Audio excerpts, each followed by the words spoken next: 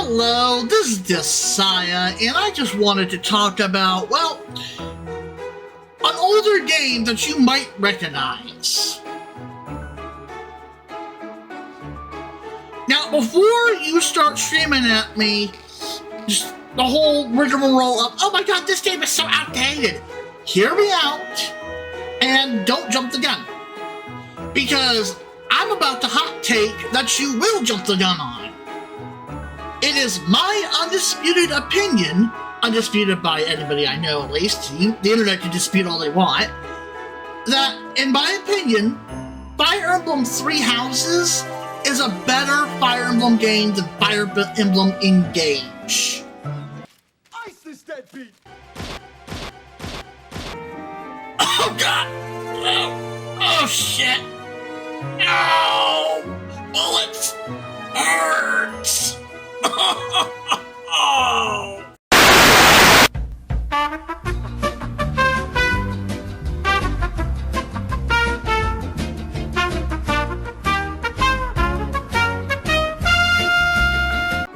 Thanks for the raise and the here for, Miss White Mage.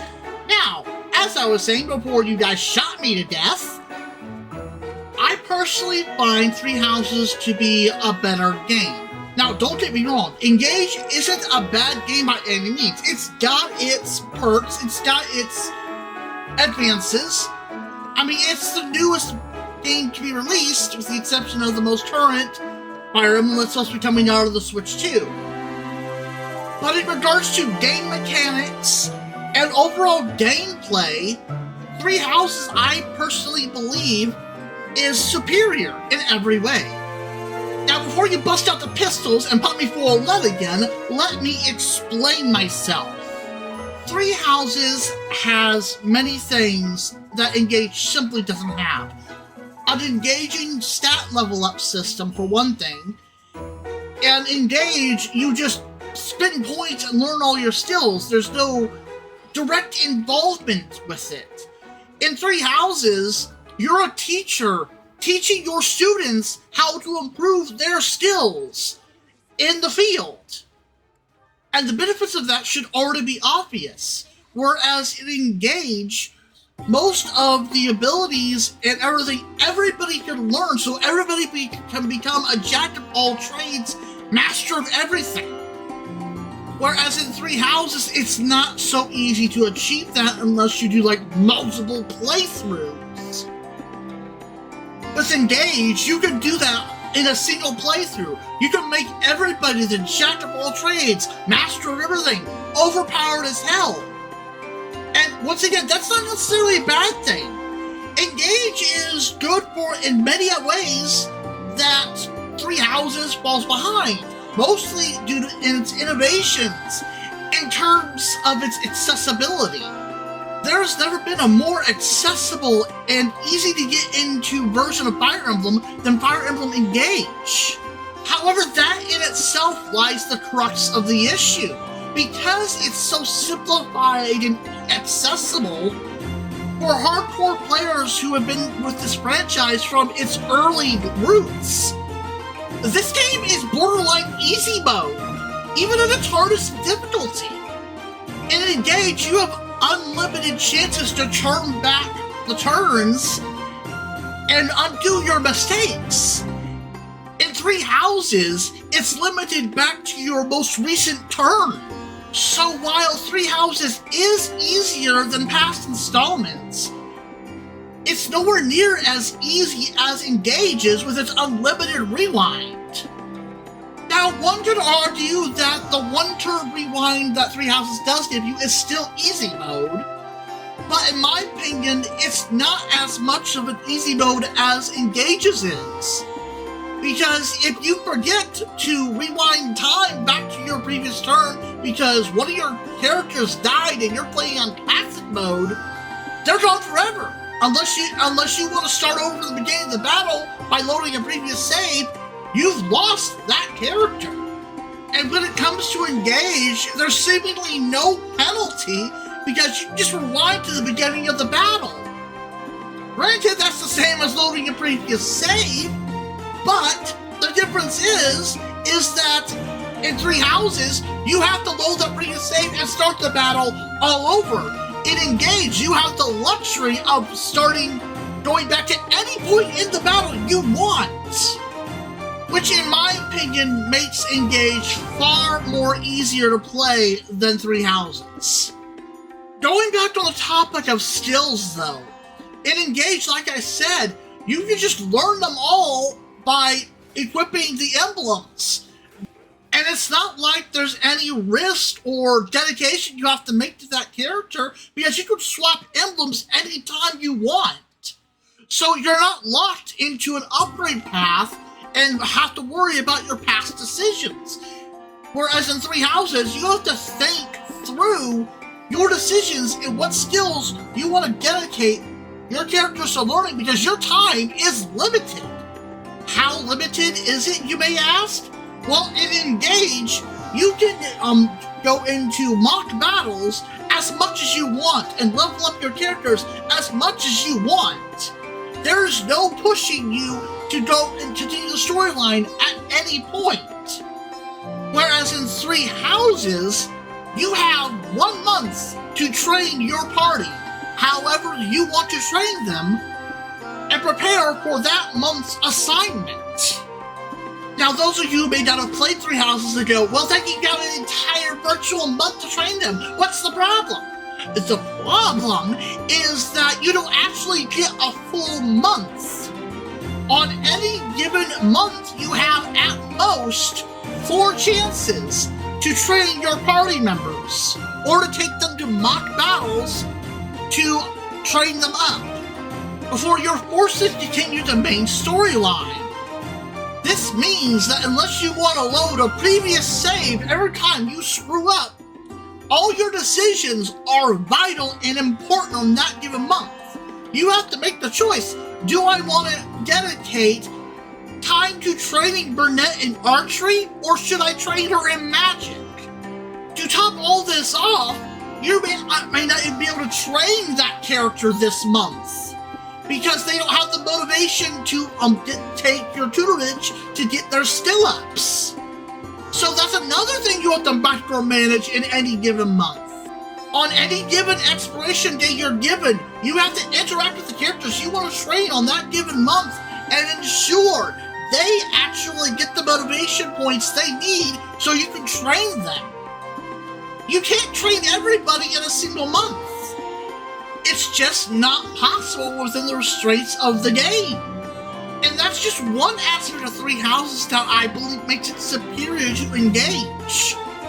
Another aspect of Three Houses that I believe makes it superior to Engage is the fact that Engage, most of your characters you can recruit with absolute ease, or they're just handed to you. Whereas in Three Houses, you have to work towards getting that character. If you would recruit, let's say, Annette, you have to specialize in a specific set of skills in order for her to be interested in joining your classroom to make her a recruitable party member. You can't just walk up to her and say, hey, join my party, and her go, okay. So that's yet another thing you have to tack on to your multitasking in any given in-game month. So in summation, in any given month, you have to balance which characters' motivations you want to max out so that you can properly train them, choose who you want to train, because you only have a limited amount of times you can train someone, and on top of all that, focus on who you want to recruit to your classroom/party by giving them gifts and increasing your skill levels throughout the month.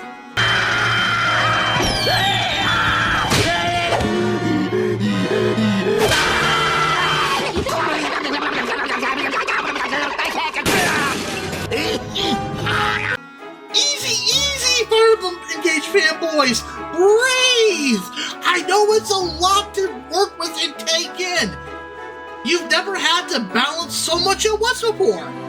Yeah, it can be stressful, but this is why Fire Emblem Three Houses is the better game. And if you reacted kind of like Swooker did in that clip, well then Fire Emblem Three Houses is probably not for you. Ice this deadbeat! Now on to my next segment regarding Fire Emblem Three Houses and why it's better than Engage. The story. No, you're not doing that again. I don't care what you think or say. You can't tell me if you play Fire Emblem Three Houses with a straight pace that Engage's story is superior to Three Houses. There is no possible way. Shut the fuck up. Know your fucking place, trash. Fire Emblem Engage's plot is a damn near copy and paste of Three Houses. In fact, they only changed a few major plot elements to give it a variation so players wouldn't see it and go, wait, this is Three Houses plot! Why is this an Engage? Now, I bet you're expecting me to point out exactly where and what these plot elements and similarities are.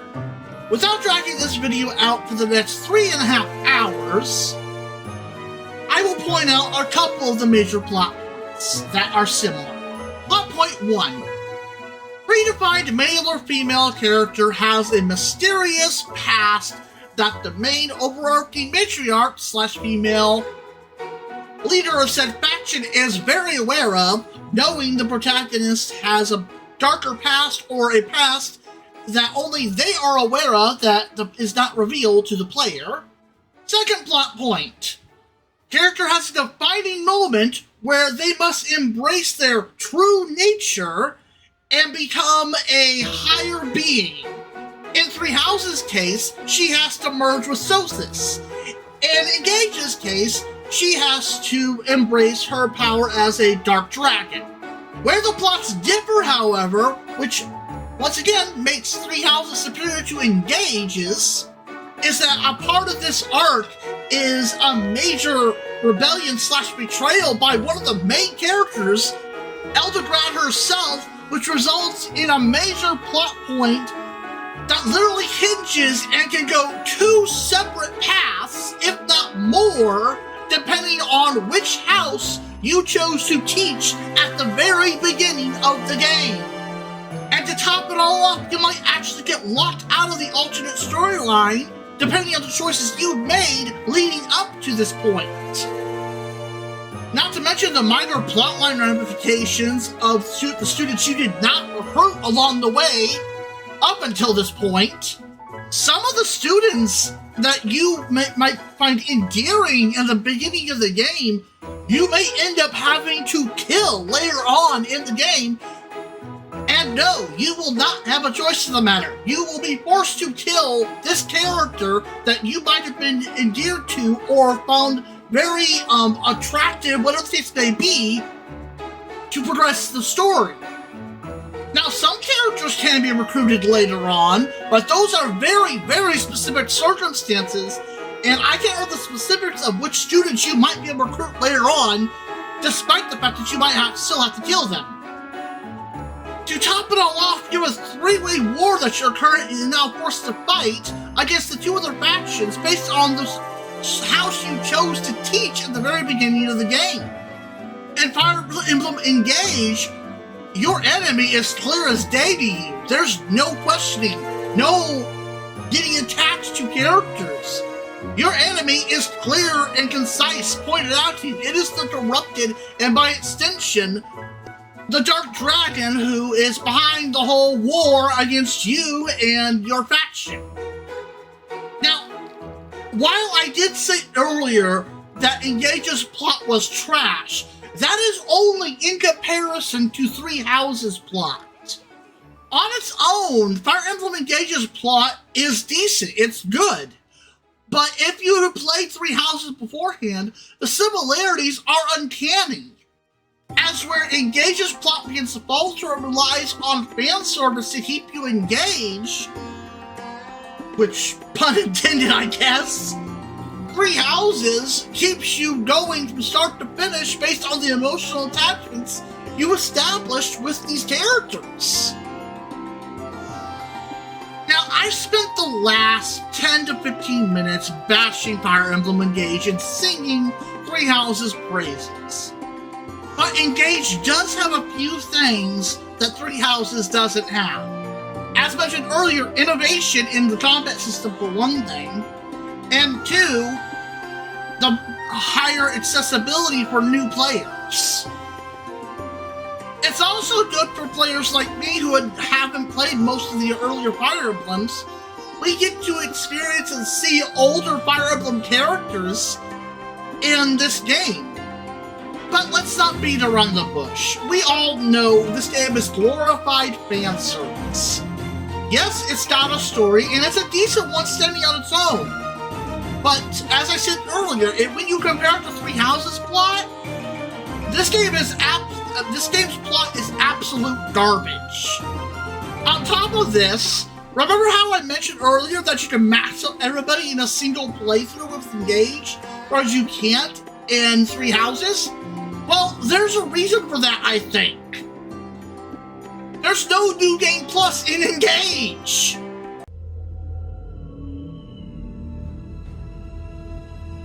What? That's right! In this modern day and age where New Game Plus is the norm in most RPGs, Fire Emblem Engage does not have a New Game Plus mode, or even option for that matter. Fire Emblem Three Houses does have a New Game Plus mode, and if you want to max out your characters, it is required. Not to mention the challenge of being able to replay the game on a harder difficulty while being able to keep your previous progress on your abilities and all that is nice. Of course, unlike Engage, the game doesn't just hand you these back to you in a New Game Plus playthrough. You actually have to regain them via spending your renown. So even in New Game Plus, you still have to work for all the benefits you got in your previous playthrough. Now the casuals among you might be going, fuck that noise, I'll keep my Fire Emblem engaged, thank you very much. And you know, that's a fair choice to make. But for those of us who like the hardcore experience with the modern features and additional quality of life improvements, New Game Plus mode is the best option for us to re-enjoy the game all over again at a higher difficulty while not being handed everything on a silver platter, making the game easy out of the gate. But at the end of the day, it's really up to you, the player, to choose which experience you want. Do you want the more streamlined, casual experience of Fire Emblem Engage? Or the more hardcore, but with quality of life modern improvements of Fire Emblem Three Houses?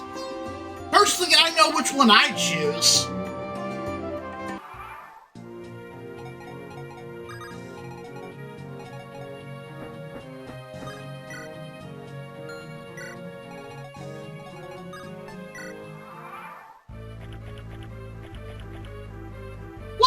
You can't get any more hardcore than Fire Emblem Sacred Stones. It's one of the first games to ever be released in America.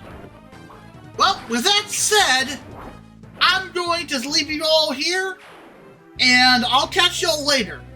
This is the Saya, signing out.